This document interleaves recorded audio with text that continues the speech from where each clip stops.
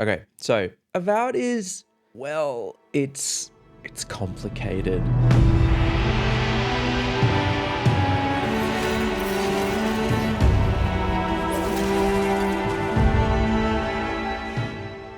Obsidian Entertainment has made some of my favorite games of all time, and I'm not alone in that. So to say that I was incredibly hyped for this one would be a massive understatement. And look, Avowed makes a really strong first impression. It's got an intriguing setting and combat that feels quite great. But as the game goes on, it becomes really apparent that the writing especially, it's just pretty good at best and surprisingly old-fashioned at worst. And that's a big call about a story-driven RPG. But the first thing you need to understand about Avowed is that it's not really like that. While it definitely shares some elements of Obsidian's games from the before times, the strong emphasis on tough moral choices and the ability to build your character out in any which way you feel, it's clear that Avowed is much more competent as an action game, and I know that's going to come as a huge disappointment to some people. I've got to be super clear here though, I'm not saying that Avowed is bad.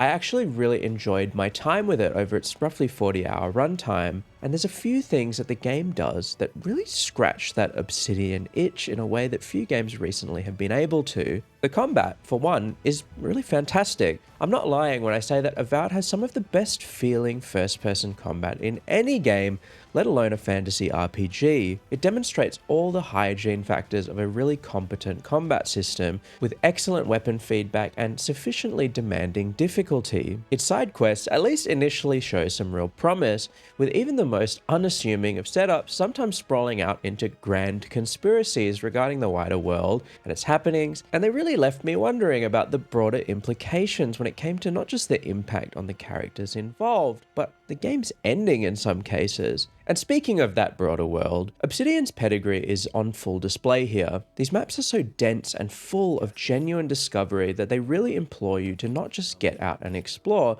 but to really get lost in them. Avowed has some great systems, it really does, but unfortunately, almost all of them are hamstrung by some really questionable design decisions. The combat, while mechanically sound, suffers from an incredibly obtuse and needlessly stingy gear economy. The side quests, while offering interesting premises to ponder, rarely move beyond just that, and the world, whilst offering that realized sense of discovery and some really beautiful scenery, suffers from the fact that when push comes to shove, it really feels quite unreactive and static. I mean it when I say that none of these things truly spoiled my experience. I would definitely describe Avowed as a pretty good video game, but due to those aforementioned design decisions, it unfortunately misses the mark on being truly great.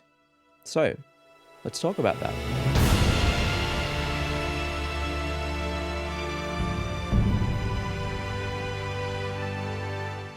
Okay, where to begin? The basic premise for Avowed is that you are an envoy for the Empire of Adir, sent to the Living Lands, a lawless society run by all manner of misfits, and you have the goal of eradicating the Dream Scourge, a mysterious affliction that is slowly taking hold of not just the Living Lands, but its people too. You're not just some guy either. You're a godlike, chosen to represent a god at birth, adorned with strange markings on your face and head. The only kicker is you've got no idea which god you belong to, something unheard of in the lands of Aora. As you make port in Paradise, the Living Lands capital, you're acquainted with a mysterious voice in your head and Kai, Fishman, and the two of you are sent on a quest that will have you uncover the true nature of the plague that is sweeping the land. At least, that's where it could have gone, as despite some pretty well presented, thought-provoking moments, the main narrative really lacks a sense of cohesion to draw its disparate ideas together. Look, I'm sure that you, given the premise, can think of a few interesting ways a plot like this could play out, even off the top of your head. And while there are definitely some complex ideas at play, overall, the main plot really struggles to find its footing. Now, I'm not trying to say that the main plot is terrible, it really isn't. It's just that the way that it's written is most of the time a lot more subtle, asking you to contemplate on things that have already occurred and to come to your own conclusions about the moral implications of them. It feels very existentialist in a way, asking you to engage with some deeper ideas about the very meaning of worship and whether or not people can change and atone. It sounds interesting, sure, but I hate to say that despite making an attempt at posing some bigger ideas and questions to you, the main plot almost never manages to break away from a very surface level analysis of those ideas, and ultimately fails to say anything truly interesting as a result. And that's not to say that this less direct style of storytelling can't work, it's just that Avowed never feels like it's making enough of an effort to really grapple with the ideas that it's trying to present to you. In the same vein, there are a couple of pretty tough moral decisions across the main questline, and the game sets these up as being quite important, leaving you wondering what the possible implications of these choices could be later on. But in a similar way, they more so gesture at their impact rather than having actual verifiable consequences. Showing mercy to the Paradise Rebellion at the end of Chapter 1 left me reeling at the prospects of my decision's potential. I spared the life of a figurehead that was fundamentally at odds to my own movement, and was sure that at some later point in the game, that same compassion would be shown to me in some conflict, be it aid on the battlefield or a new dialogue path in some section later in the game with a major faction on my side. But no. The only consequence to this decision is that you can avoid a minor fight in a minor side quest in the next chapter over some stolen food. Bummer. I'm going to go through another example here, which is a little bit more spoilery, so I will leave a timestamp when I'm done. This is your warning. At the end of Chapter 3, you happen across a temple that just so happens to be a major source of the Dream Scourge mentioned earlier. After delving into said temple, upon your exit, you're given an ultimatum. Raise the temple, wiping out a large amount of those affected by the plague in the process of granting an immediate sense of stability to the region at the cost of defiling a historic monument, or use the power of an archmage to seal the spiritual energy of the temple away, stopping the Dream Scourge from spreading in the long run, but ultimately killing dozens of people due to the vast amount of magical energy required to complete the ritual. In the interest of historical preservation, I chose the latter, and upon returning to town, you can hear people saying how certain people at random just drop dead in the street, and the leader of the settlement, upon finding out your choice, tells you to get fucked. But crucially, you never actually see the impact of your decision outside of one slightly uncomfortable conversation. Every NPC that you can interact with is conveniently still alive, and that's the broader point I'm trying to make. When it came to the ending of the game, discussing our path forward with the leaders of these settlements, the severe damage that I had done to the town was conveniently not that big of a deal when it came to discussing politics. Avowed presents you with the illusion of choice, but unfortunately never commits to these choices outside of a slightly pissed off NPC that will almost certainly forgive you afterwards. The same illusion is entirely present in the game's side quests as well. There's an easy example I'll give you, and that's the game's very first side quest. You meet a character at port named Dehengen, and she promptly tells you that Zorops, effectively lizard people, have broken into her house and made camp, and prompts you to investigate.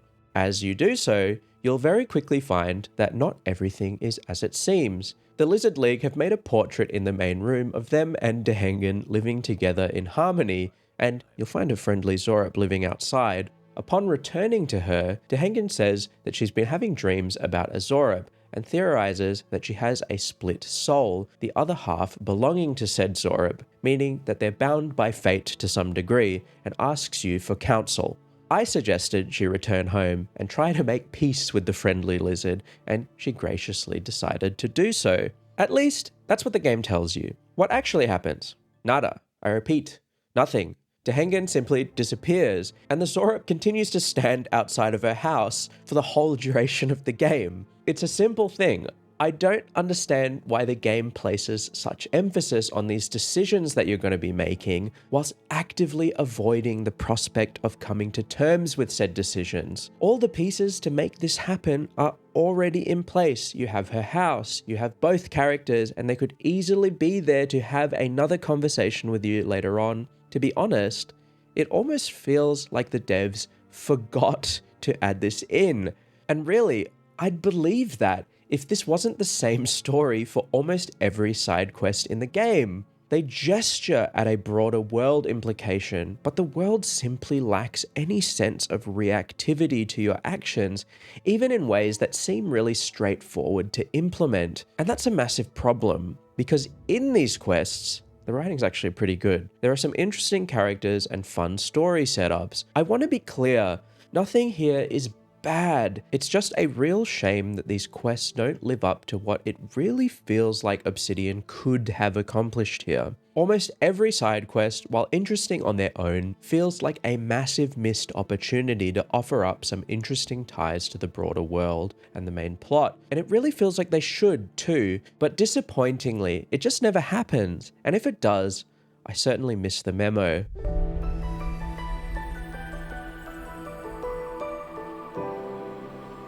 We are not done with the writing, because I haven't touched on one of the fundamental pillars of a narrative-led RPG, and that is your companions. And this is something I'm going to be a little more positive on. 3 of the 4 companions you come across are pretty well written in my opinion. I definitely felt invested in their stories and their quest lines, but as with everything in this game, it's not quite that simple. While Kai, who I mentioned before, has a fully in-depth companion quest that spans multiple regions and really comes together as something genuinely heartfelt, Giada and Yardsley just don't have optional quest lines at all. To compensate for this, both of these companions have missions in the main quest that are more centered around them, but so does Kai, and he got a full quest as well. I don't know, it just feels a little confusing to only have half of the companions actually have dedicated side stories, but overall, I like these characters a lot. Andra's titties, you found it! I said 3 out of 4 companions for a reason. It's pretty rare that I come across a video game companion that I actively loathe, but Avowed has one, and he should definitely get some kind of award for being one of the most annoying characters in any video game I've played. Marius, the Pargrunan dwarf, plays a pivotal role in the story in Chapter 1, and man, every time this motherfucker opens his mouth, all he does is whine and complain, and all of the other characters recognize it, but they put up with it for some reason. Any friend of Kai's is definitely a person. You can only have 2 companion characters travel with you at any time, and the speed at which I kicked this guy out of my party when I could, man.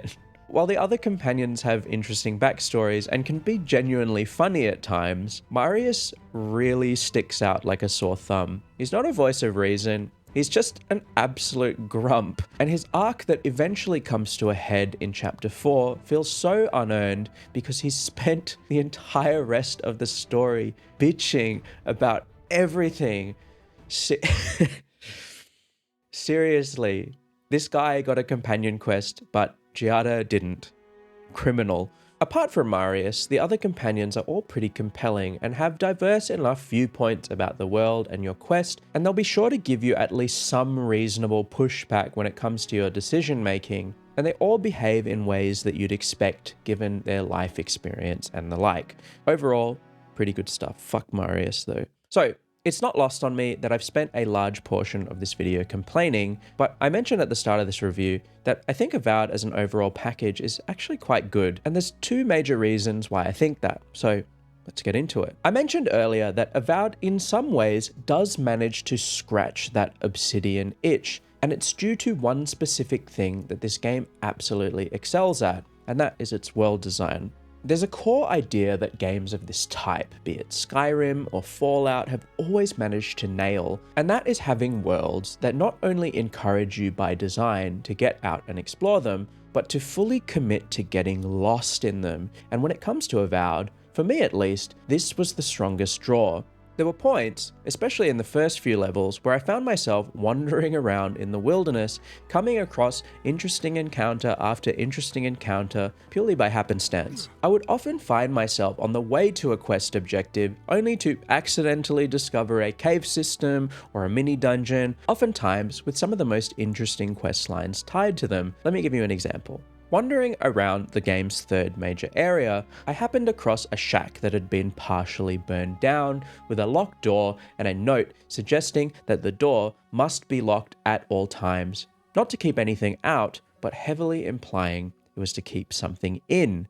Yikes. As I go to investigate, I'm given notes gesturing at what might have taken place here, an experiment searching for a potential cure to the Dream Scourge, and I subsequently find a key leading to a cave system at the bottom of a well. As I delve into said well, a scream echoes through the cavern, and I know something really bad is going on here. What I eventually come across is a group of people afflicted by the Dream Scourge, but still somewhat aware of their surroundings and distinctly not hostile. After searching around, I find a group of scientists really torn up about what they should do regarding the group of people they've locked in the cage. One begs and pleads with me, saying that if they're just given more time, they could eventually find a cure, saving these people for good. The other asks you to make the hard decision and put them out of their misery. This moral decision does suffer the same shortcomings that I mentioned before. It doesn't really bear any impact outside of this immediate binary choice, but at the very least, it presents you with an interesting situation, some understanding of the people that inhabit the living lands, and it's just an intriguing thing to ponder over. The important point here is that this content is completely optional, and you could completely miss it if you don't happen to run across this half-burned shack out in the world. I stumbled across this fully fledged side quest completely on accident, and it was presented in a way that was intriguing enough to pull me in, and the vast majority of side quests are like this. I just wish they were able to incorporate themselves better into the story, or have some genuine, interesting consequences. There's a lot of really great world building that Obsidian have managed to squeeze in here, and were it not for the combat, I'd say that the living lands and their genuine, realized sense of discovery would be the best part of the game. So I'm going to talk about that combat, but first I want to touch on loot and the game's RPG system, so we can finish on a high note, because man, this is a little bit wonky. The first thing you need to understand is that as an RPG, Avowed is almost designed around its limitations. You can respec at any time, but when it comes to your build, you're going to specialize in one thing and one thing only, and that's entirely due to how stingy the game is when it comes to skill points. I think this comes in response to Obsidian's last RPG, The Outer Worlds, where skill points were a little too free-flowing, and by the end of the game, you could effectively max out almost everything, which is fine by the way, but in a narrative-led RPG, you want there to be some limitations to develop a specific playstyle. Here, you just get so few skill points that you not only have to specialize, but you have to really consider what you want to be doing with your character, because hybrid builds are just like barely a thing here. There are 3 separate skill trees in total: the fighter, the ranger, and the wizard, each with a fundamentally differing playstyle. I built my character as a wizard, with a wand in one hand and a grimoire in the other, slinging spells to rain down as much destruction as I could. But this also meant, because of how the skill tree works, I didn't have access to the parry or a slew of other combat abilities due to the game's desire to funnel you down one path as hard as possible. To put this in perspective, you can potentially put 100 skill points into just the wizard tree alone, and at the end of the game, I had 25 skill points in total. This does mean that there's a lot of room for build diversity even within classes, but it really feels like the game is holding back a lot from you for no real reason. This feeling of famine also unfortunately carries over to the game's loot and gear system. You see, enemy health and damage is completely divorced from levels and is instead tied to whatever equipment tier you're using.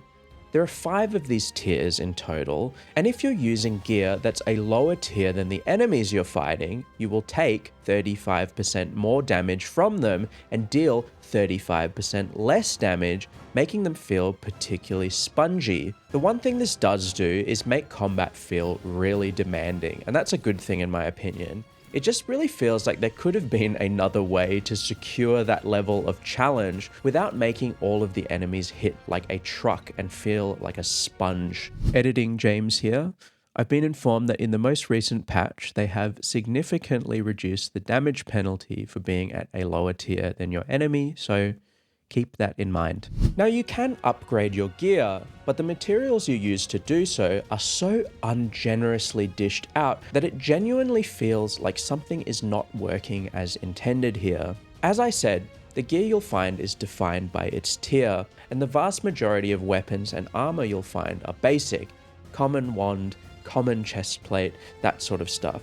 Some of these have unique bonuses and a name, but I'm serious when I say this. I never found a unique wand in my whole playthrough, meaning I was stuck with the exact same weapon from the very beginning of the game, slowly upgrading it as my journey went on. And when I say slowly, I mean that you actively have to go out and grind for materials as they're so few and far between. When you do find unique weapons with some interesting bonuses, it can be cool, but as I said before, because the game really tries to railroad you into one build path, oftentimes what you're finding will be completely unusable to you unless you want to respec your whole build multiple times during your playthrough. The game is not just parsimonious when it comes to those upgrade materials, it's like that with money as well, meaning that if you eventually find a weapon or armor set at a vendor that you might wish to purchase, it's almost guaranteed that you won't have enough money at that point in the game. Seriously, some of the unique equipment at the end of the game costs upwards of 80,000 gold, and to put that into perspective, the most gold I ever had on hand was 35,000. My fully upgraded gear would sell for around 12k, and keep in mind, that took the whole game to get to that point. I just don't see how you would ever get to a point where you could reasonably purchase even one piece of high tier gear without spending hours specifically grinding for money.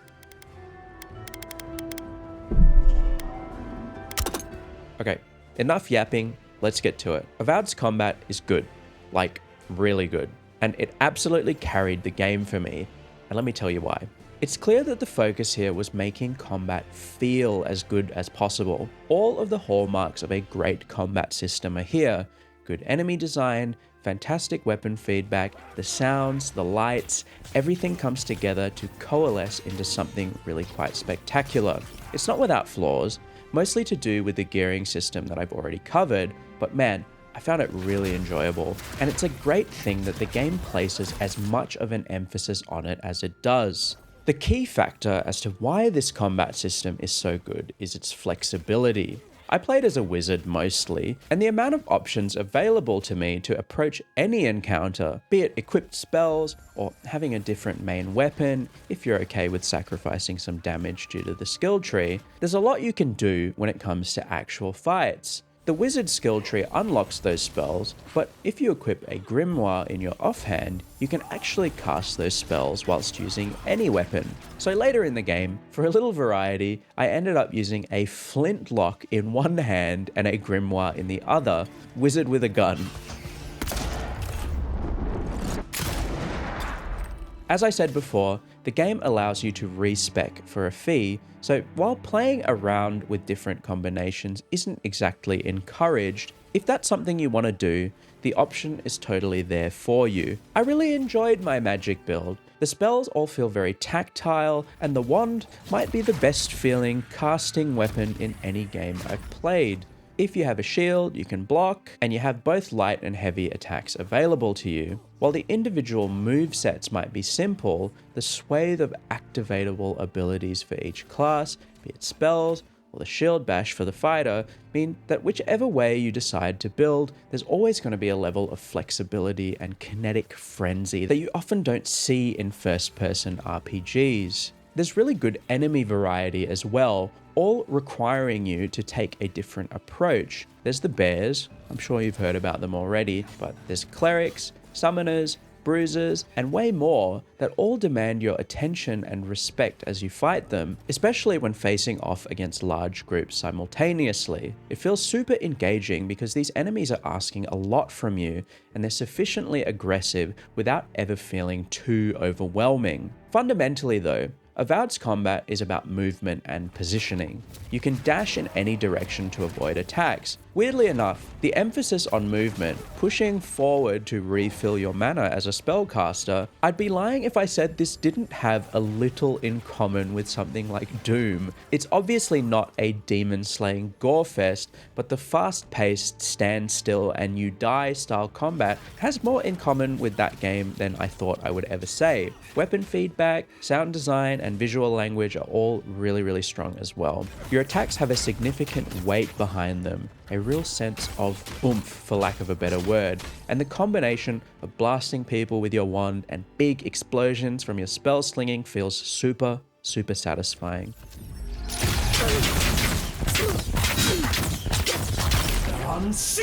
Look, this video is getting a little wordy. Just know, combat rocks. It really does. And if you're looking for an action game with some RPG elements thrown in there, Avowed will treat you very well. And that's a good point to wrap it up on, I think. Despite a lot of complaining in this video, I actually really like Avowed, but I think it's crucial that you set your expectations at a fair level here. Avowed has a lot of really good elements. The writing is broadly not too shabby, with interesting and compelling characters and a fleshed out, beautifully rendered world. The combat is really great. It's super flexible and frenetic. Every action has this sense of weight to it as you either hack and slash your way through enemies or blow them away with various spells, guns, or the like. And it really demands a lot from you, asking you to juggle multiple enemy types while managing your resources. It really is a lot of fun. Unfortunately though, even these elements that are broadly good are hamstrung by some seriously questionable design decisions, especially considering that this game comes from a studio with a pedigree like Obsidian Entertainment. The main plot is at the very least interesting, but it really lacks a strong sense of impact due to the way it's trying to present its ideas. It tries pretty hard to gesture at some complex philosophical themes, but it never really sticks the landing in my opinion. It's ambitious, sure, and I have some respect for that, but I find it really hard to believe that the main story will motivate some people enough to really pull them through the game, especially if that's what they're looking for in a game of this type. And let's be honest, that's pretty likely. The world really lacks a sense of reactivity that is essential in making you feel like your actions have consequences. The game presents you with choices, be it in the main story or otherwise, but doesn't do much of anything to allow you to feel the impact of those choices. The problem with this is that Obsidian has typically excelled in this regard, and I just wonder what happened here. The Living Lands are an interesting place, sure, but ultimately feel really unreactive and static, especially by Obsidian standards. And the game's item economy, for lack of a better word, is just completely fucked. I don't want to be too hard on this, as it's probably the easiest thing for them to fix going forward. I just don't really get how these problems with gear upgrades and vendor pricing manage to slip through the cracks. But all of these problems combined, in my opinion at least, definitely don't outweigh the strength of what Avowed does well. A great combat system and an excellent realized sense of discovery mean that Avowed, while not reaching for the heights of the greats that came before it, definitely deserves your attention, and that's why I'm still recommending it to you. Thanks for watching, guys. Really appreciate it. We are smack bam in the busy period of February. Already working on a video for Like a Dragon Pirate Yakuza in Hawaii. Man, what a title. And oh my god, Monster Hunter's almost here. Definitely struggling a bit on the sleep front, but anything for the content. Anyway, expect more soon. Hope you guys have the best day, and thanks again.